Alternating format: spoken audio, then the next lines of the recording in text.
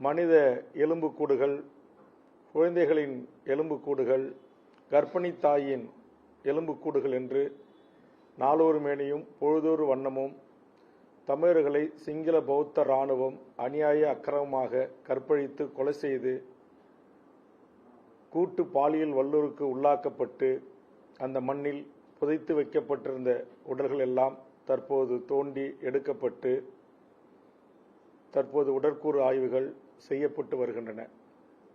இந்த பேரவலத்தை தொடர்ந்து 1956 இன்று வரை சிங்கள பௌத்த இராணுவ அரசு செய்து வருகிறது. ஆனால் இதற்கான ஒரு நீதியை எமது தொப்புள்குடி உறவுகளான ஈழத் தமிழர்களுக்கு கிடைக்கப்பெறவில்லை. தற்போது 1983 ஜூலை கலவரத்திற்கும் பிறகும் சந்திரிகா அவர்கள் அந்த நாட்டின் அதிபராக இருந்த காலத்திலும் மொத்தமாக கூட்டு பாலியல் வல்லுறவுக்கு பெண்களை ஆளாக்கி, கல்லூரி மாணவிகளை, பள்ளி மாணவிகளை ஆளாக்கி அந்த மாபெரும் படுகொலை செய்திருக்கிறார்கள். இதற்காக இலங்கை நீதிமன்றத்தின் நீதியரசர் உத்தரவுக்கு இணங்க தோண்டப்பட்ட புதைகுழிகள் தற்போது அடுக்கடுக்காக எழுந்து வெளியே வந்து கொண்டிருக்கின்றன.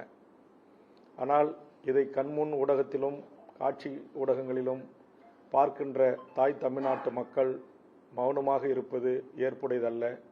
தமிழ்நாட்டில் இருக்கிற அரசியல் கட்சிகள் இது குறித்து பேசாமலும் இதற்கான நீதியை கோராமலும் கடந்து போவது ஏற்புடையதல்ல என்கிற அடிப்படையில் தமிழக வாழ்வுரிமை கட்சி கடந்த சில நாட்களுக்கு முன்பாக தியாகராய அரங்கில் செம்மணி புதைகுழி என்ன செய்ய போகிறோம் நாம் என்கிற கேள்வியை நாம் முன்வைத்திருந்தோம். அதனுடைய நீட்சியாக, அதனுடைய தொடர்ச்சியாக தமிழக வாழ்வுரிமை கட்சி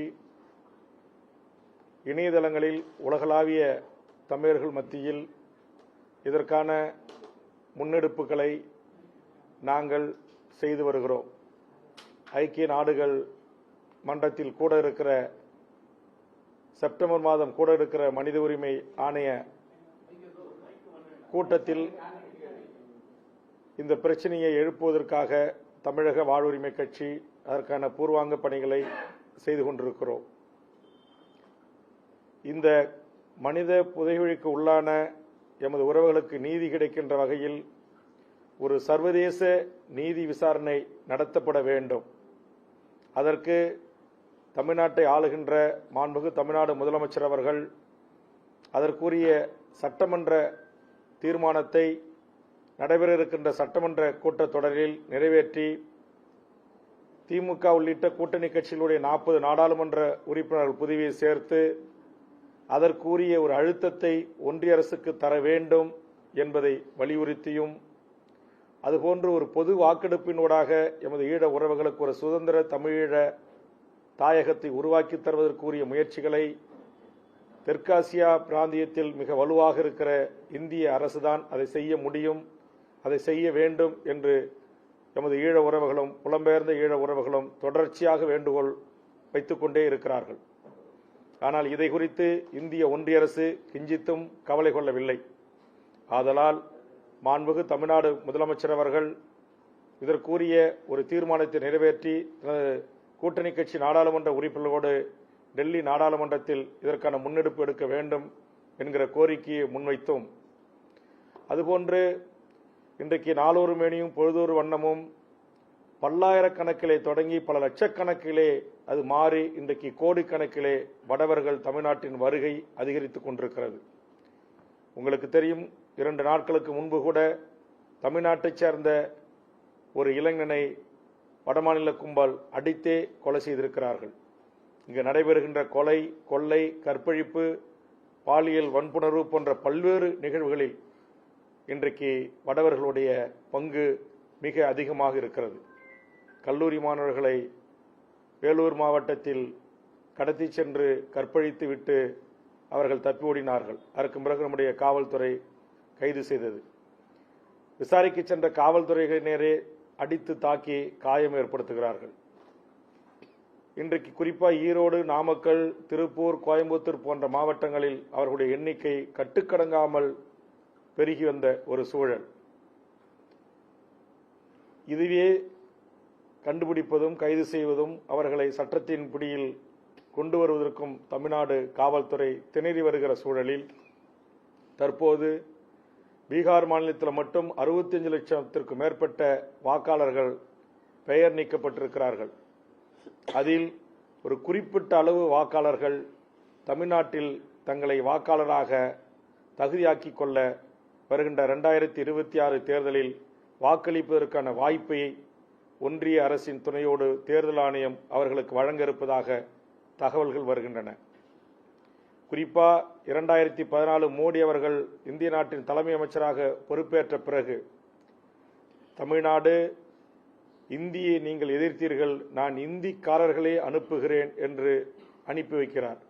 அதற்கு அடிப்படை காரணம் நம்முடைய இந்திய அரசியலமைப்பு சட்டம் பிரிவு 19 பிரிவு 1 இந்திய நாட்டைச் சேர்ந்த எவர் வேண்டுமானாலும் எந்த ஒரு மாநிலத்திலும் தொடர்ந்து சில ஆண்டுகள் வாழ்ந்தால் அவர்களுக்கான வாக்கு அளிக்கும் உரிமை வழங்கப்பட வேண்டும் என்று சொல்லுகிறது.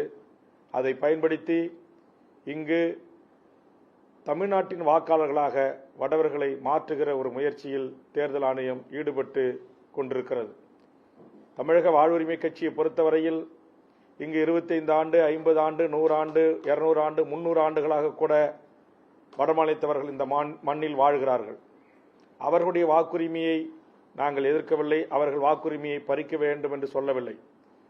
குறிப்பா 2014க்கு பிறகு திட்டமிட்டு பீகார், உத்தரப்பிரதேஷ், ராஜஸ்தான், மத்திய பிரதேஷ், குஜராத், டெல்லி போன்ற பல்வேறு மாநிலங்களிலிருந்து தமிழ்நாட்டில் இறக்குமதி செய்யப்பட்டு அந்தந்த மாநிலத்தினுடைய தலைமைச் செயலாளருக்கு நிகரான அதிகாரிகளை கொண்டு இங்கு அஸ்ஸாம் பவன், பீகார் பவன், ஒரிசா பவன்களை உருவாக்கி ஒரே நாடு ஒரே குடும்ப அட்டை, ஒரே நாடு ஒரே தேர்தல் அட்டை என்கிற அடிப்படையில் தமிழ்நாட்டில் அவர்களுக்கு வாக்குரிமை வழங்கி இங்கு தமிழ்நாட்டுக்கென்று இருக்கிற இந்த அரசியலை இன்னைக்கு தமிழர்கள் ஒரு 90% இந்த அரசியல் தளத்தில் ஆட்சி அதிகாரத்தில் இருக்கிறார்கள்.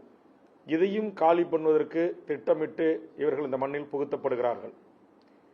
இப்படி சுமார் 1.5 கோடி பேர் தமிழ்நாட்டில் வாழ்கிறார்கள். அதில் சுமார் 70 லட்சத்துக்கும் மேற்பட்டவர்கள் தமிழ்நாட்டை தாயகமாக கொள்ளாத தாய்மொழி தமிழை சாராதவர்கள் வாக்களிக்க ஆரம்பித்தால் தமிழர்களுடைய அரசியல் அதிகாரம் எங்கள் கைவிட்டு போகும்.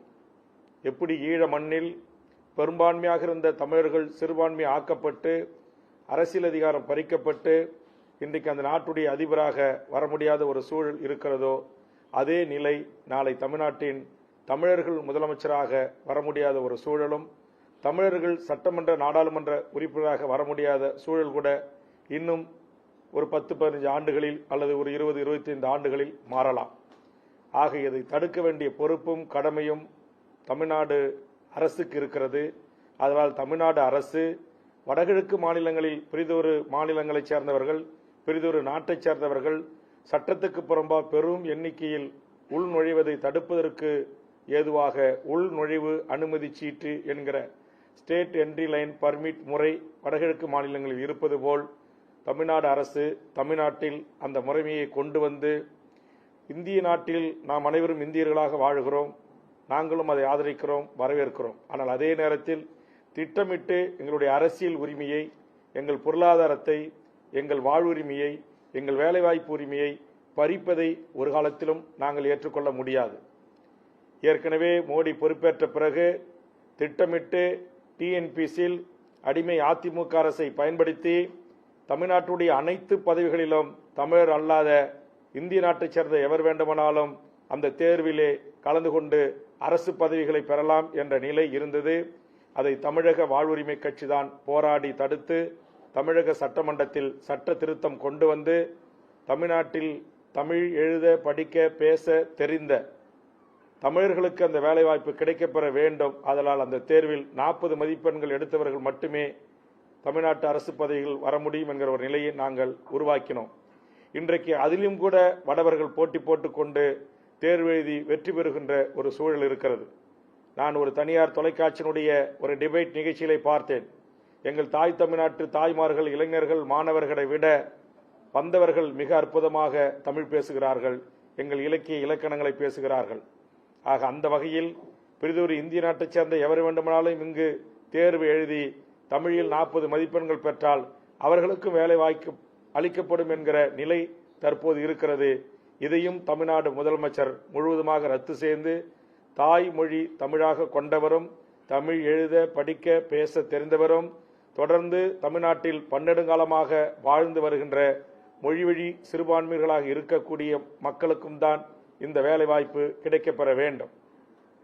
பிரிதொரு மாநிலத்திலிருந்து வந்து இங்கு தேர்வை எழுதி தேர்விலே வெற்றி பெற்றவுடன் அவர் சொல்லுகின்ற மதிப்பெண் எடுத்தவுடன் அவர்களுக்கு கோட்டாட்சியராக, டிஎஸ்பியாக, நடுவர் நீதிபதி என்று சொல்லக்கூடிய மேஜிஸ்ட்ரேட்டாக, கமர்ஷியல் டாக்ஸினுடைய அசிஸ்டன்ட் கமிஷனராக, டிஸ்ட்ரிக்ட் ரிஜிஸ்ட்ரார் என்று சொல்லக்கூடிய அனைத்து பதவிகளிலும் இருந்தும் கடைநிலை கிராம நிர்வாக அலுவலர் வரை இன்றைக்கு எவர் வேண்டுமானாலும் இந்த பதவியில் அமரலாம் என்கிற இந்த நிலை முற்றுமுதலுமாக அழிக்கப்பட வேண்டும், ஒழிக்கப்பட வேண்டும்.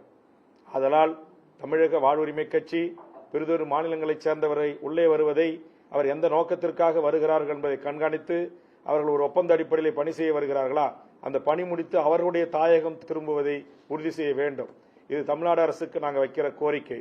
அதே நேரத்தில் ஒன்றிய அரசுக்கு நாங்கள் வைக்கிற கோரிக்கை, ஒன்றிய அரசினுடைய பதவிகளில் அந்தந்த மாநிலங்களில் அந்தந்த மாநில மக்களுக்கு அந்த வேலை வாய்ப்பில் 90% வழங்குங்கள்.